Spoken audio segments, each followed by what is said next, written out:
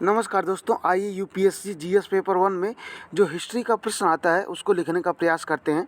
हमारा प्रश्न दिया है 1947 ईस्वी में विभाजन के निर्णय को आकार देने में सांप्रदायिक राजनीति और ब्रिटिश औपनिवेशिक नीति के परस्पर प्रभाव का मूल्यांकन कीजिए। कैबिनेट मिशन योजना 1946 में आई थी। आप सभी को पता है कि विफलता ने विभाजन को किस हद तक अपरिहार्य बना दिया, इसके बारे में हम लोग को बताना है और हमको 250 वर्ड में इसका आंसर लिखना है। और मैं सभी लोगों से रिक्वेस्ट करूंगा, जितने भी लोगों का 40+ इस बार के प्रीलिम्स एग्ज़ाम में हो रहा है 2026 के, वो अपने मेंस की तैयारी कर सकते हैं।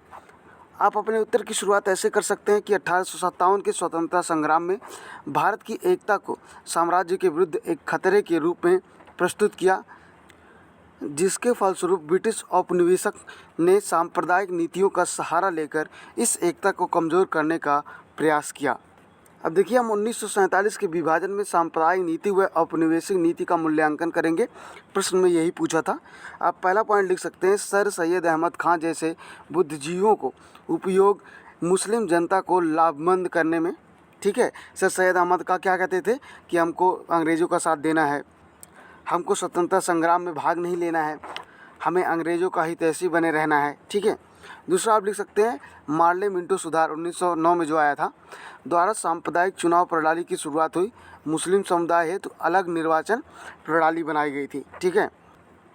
अगला पॉइंट आप लिख सकते हैं, नवाब सलीमुल्लाह खां व आगा खां के द्वारा निर्मित मुस्लिम लीग को वैधता प्रदान करना। ठीक है। चौथा पॉइंट आप लिख सकते हैं, 1932 का सांप्रदायिक पंचाट भारतीय समाज को पूर्ण रूपेण विभाजित व कमज़ोर करने की एक सोची समझी रणनीति थी। अगला पॉइंट आप लिख सकते हैं, 1932 में भारत सरकार अधिनियम में सांप्रदायिक चुनाव उपबंध किया गया।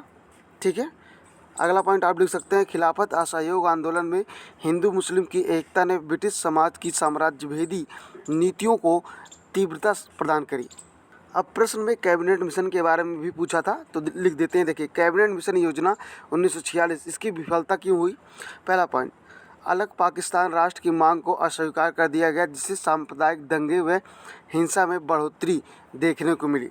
दूसरा पॉइंट आप लिख सकते हैं, संविधान सभा में भारतीयों का प्रतिनिधित्व, लेकिन मुस्लिम लीग द्वारा लीग को समस्त मुस्लिम समुदाय के प्रतिनिधित्व को लेकर भारतीय राष्ट्रीय कांग्रेस व मुस्लिम लीग में गतिरोध।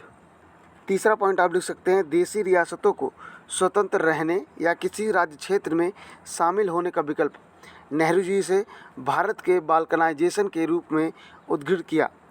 अब इतना सब लिखने के बाद आप छोटा सा एक निष्कर्ष लिख दीजिए कि इस प्रकार 1947 का भारत विभाजन औपनिवेशिक साम्राज्य की सांप्रदायिक नीतियों के कारण अपरिहार्य हो गया था। Thank you so much for watching this lecture.